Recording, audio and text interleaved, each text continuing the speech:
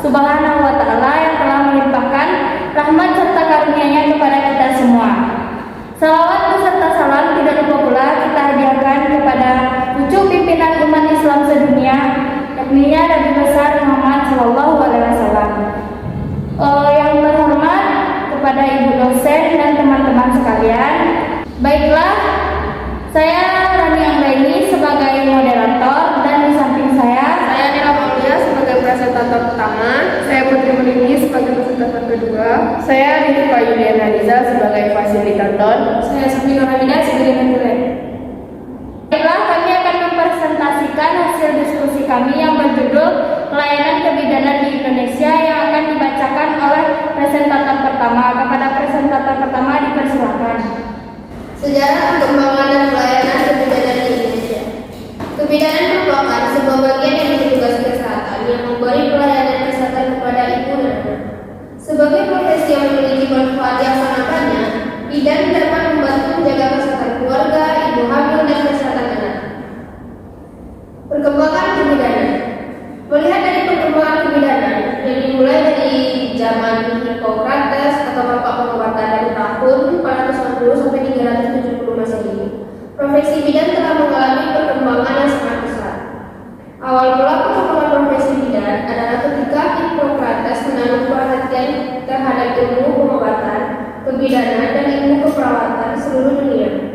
Untuk bapak kebidanan diperoleh seorang pria berkebangsaan Turki yang bernama Soranus pada tahun 98-138 Masehi. A. Kebidanan. Hingga kini catatan spesifik mengenai kebidanan belum ditemukan di Indonesia. Hal itu karena pada zaman dahulu kelahiran manusia dianggap sebagai sesuatu yang alamiah dan biasa. Seiring dengan kemajuan pengetahuan, kebidanan diartikan sebagai ilmu yang mempelajari kelahiran manusia mulai dari kandungan hingga melahirkan. B. Asal-usul kata kebidanan. Kata kebidanan diserap dari bahasa asing yaitu obstetrik atau bahasa Latin yang artinya mendampingi. Kemudian kata asal abstro dipakai dalam berbagai bahasa seperti obstetricius atau bahasa Yunani, obstrate atau bahasa Prancis, obstetrie atau bahasa Belanda, dan obstetrik dalam bahasa Inggris. Persalinan secara umum dilakukan oleh seorang wanita dengan posisi duduk berjongkok. Persalinan pada zaman dahulu sering dianggap sebagai hal yang kotor dan menjijikan. Setelah melakukan persalinan, wanita yang belum bersih tidak boleh bercampur dengan masyarakat dan keluarga.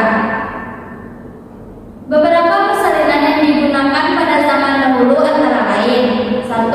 Orang yang bersalin memegang bahu dukun, kemudian tangan dukun memegang dan meremas pinggang penderita.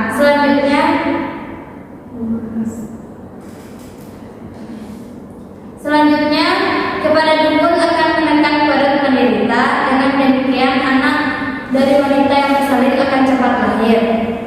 2. Wanita yang akan melakukan persalinan diperintahkan untuk ditunggu oleh 3 orang.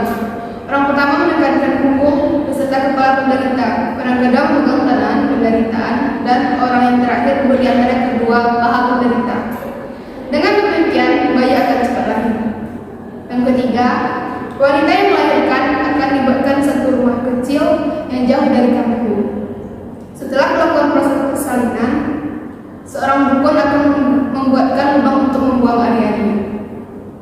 Yang keempat, wanita yang akan bersalin diperintahkan untuk duduk berjongkok di tengah lapangan.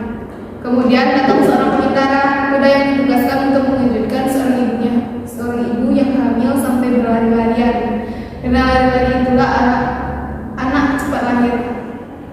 Yang kelima, dengan menggunakan tali yang panjang, seorang wanita yang akan bersalin diikat di bawah ketiak dan ujung tali yang lainnya dinaikkan di atas pohon yang kemudian ditarik beberapa penolong. Yang kelima, yang keenam, wanita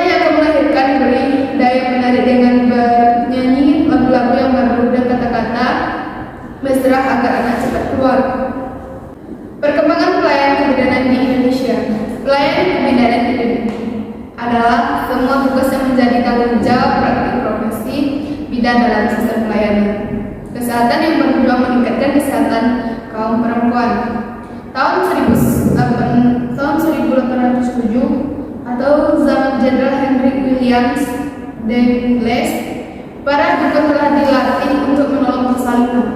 Tetapi hal tersebut tidak berlangsung lama karena tidak adanya pelatih kebidanan. Pada tahun 1849 telah dibuka pendidikan dokter Jawa di Batavia, lebih tepatnya di Rumah Sakit Militer Belanda. Pada tahun 1889 barulah ilmu kebidanan dibuka secara sukarela dan Strat Obstetricus Australia dan Maslan. Munculnya istilah pada tahun 1889 berubah ilmu kebidanan dibuka secara sukarela dan Strat Obstetricus Australia dan Maslan. Munculnya istilah kursus tambahan bidan atau KTB pada tahun 1953 di Yogyakarta, lalu berubah menjadi Balai Kesehatan Ibu dan Anak atau BKIA. Pada tahun 1957 berubah menjadi Puskesmas atau Pusat Kesehatan Masyarakat. Tahun 1990 pelayanan kebidanan diberikan secara merata kepada seluruh masyarakat Indonesia. Konferensi kependudukan dunia yang diadakan di Kairo pada tahun 1994 menekankan pembahasan mengenai kesehatan reproduksi. 1. Safe motherhood, termasuk bayi baru lahir dan perawatan abortus. 2. Family planning. 3. Penyakit menular seksual. 4. Kesehatan reproduksi remaja. 5. Kesehatan reproduksi pada lansia. Perkembangan pendidikan kebidanan di Indonesia. A. Pendidikan pertama dibuka pada tahun 1951 oleh seorang dokter militer Belanda, Dr. Webers. Peserta didik hanya berasal dari kaum wanita pribumi dan Batavia. B. Tahun 1902 pendidikan bidan mulai dibuka di Batavia dan 1904 pendidikan bidan mulai dibuka di Makassar, Indonesia. C. Tahun 1911 sampai 1912 dimulai pendidikan tenaga keperawatan secara terencana di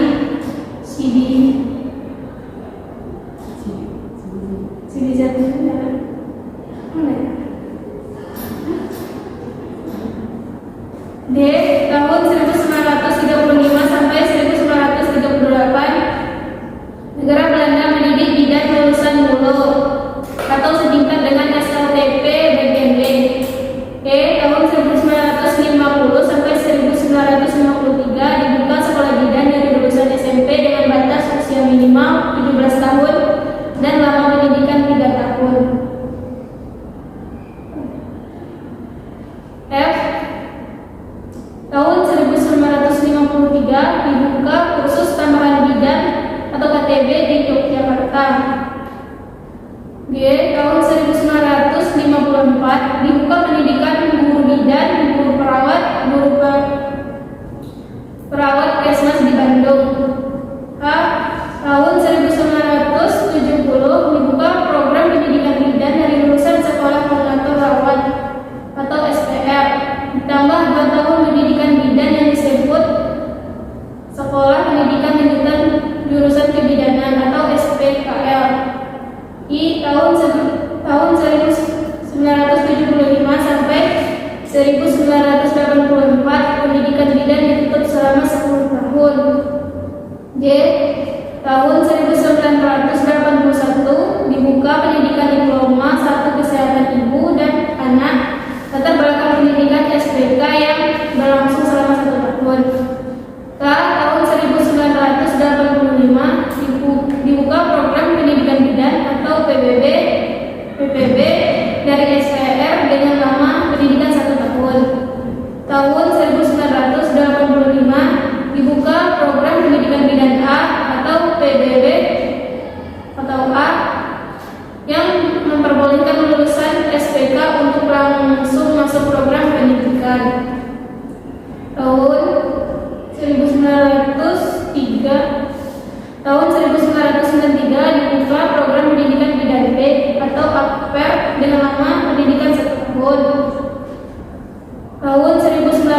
sampai 1995 pemerintah menyelenggarakan uji coba pendidikan bidang jarak jauh atau distance learning di 3 provinsi yaitu Jawa Barat, Jawa Tengah, Jawa Timur berdasarkan SK Menkes nomor 1247 atau Menkes atau SK atau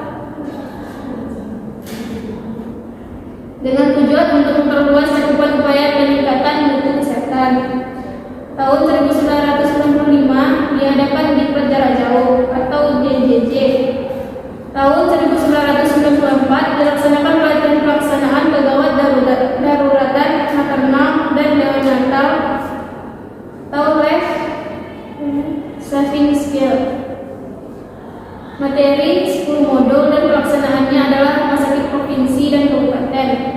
Tahun 1996 KIBI bekerja sama dengan Departemen Kesehatan Dana American College of Nurse Midwife atau ACNM dan rumah sakit swasta mengadakan training kepada anggota KIBI. Tahun 1995 sampai 1998 diadakan pelatihan dan peer review bagi bidan rumah sakit, bidan puskesmas dan bidan di desa Provinsi Kalimantan Selatan, di mana IDI bekerjasama langsung dengan Modern Care.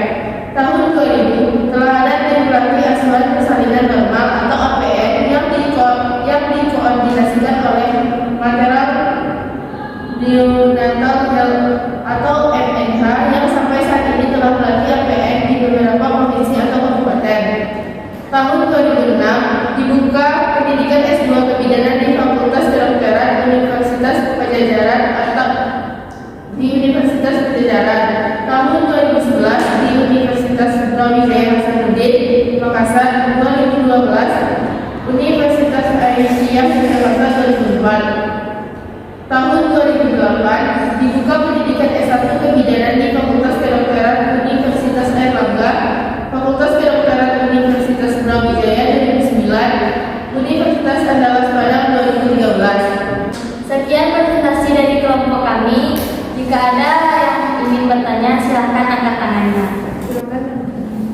Silahkan kepada yang mau bertanya. Baik, bukan dulu lah. Perkenalkan, nama saya Rifka Yuliana Rizal, NPM 003. Menurut Ikatan Bidan Indonesia atau IBI, bidan Indonesia adalah seorang perempuan yang lulus dari pendidikan bidan yang diakui pemerintah dan organisasi profesi di wilayah negara Republik Indonesia, serta memiliki kompetensi dan kualifikasi untuk diregister, sertifikasi dan atau secara sah mendapat lisensi untuk menjalankan praktik kebidanan. Bidan bertugas untuk memberikan konseling dan pendidikan kesehatan tidak hanya kepada perempuan, tapi juga kepada keluarga dan masyarakat. Lalu, bagaimana sejarah perkembangan bidan di Indonesia? Terima kasih kepada yang telah bertanya. Apakah ada yang mau bertanya? Silakan. Assalamualaikum warahmatullahi wabarakatuh. Perkenalkan, saya Dilan Aulia, IPN 019. Saya ingin bertanya, pada tahun 1889 barulah ilmu kebidanan dibuka secara sukarela dan obstetrikus Australia dan Queensland. Lalu kan muncullah istilah kursus tambahan kebidanan. Nah, pertanyaan saya, di mana dilaksanakan atau diadakannya KTP tersebut? Terima kasih. Baik, terima kasih kepada yang sudah mau bertanya. Adakah yang mau bertanya lagi? Silakan. Perkenalkan, nama saya Putri Maniki dari IPN 002. Pada tahun 1851 dibuka pendidikan bidan bagi wanita pribumi di Batavia oleh seorang dokter. Nama dari seorang dokter terpelajar itu siapa? Baik, terima kasih kepada yang sudah bertanya. Kami akan menjawab pertanyaan yang telah ditanyakan. Baiklah, saya akan menjawab pertanyaan dari Rizka. Lalu bagaimana sejarah perkembangan bidan di Indonesia? Jawabannya, berawal pada tahun 1807, angka kematian ibu dan angka kematian bayi tinggi saat pemerintahan Hindia Belanda di Indonesia. Karena proses persalinan yang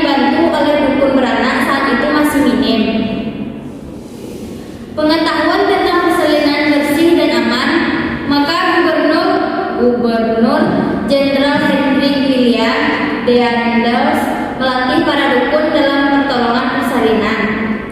Tetapi pada saat itu pelayanan kesehatan hanya diberikan kepada orang-orang Belanda yang berada di Indonesia. Lalu pada tahun 1849 mulai dibuka sekolah kedokteran pendidikan dokter Jawa di Batavia.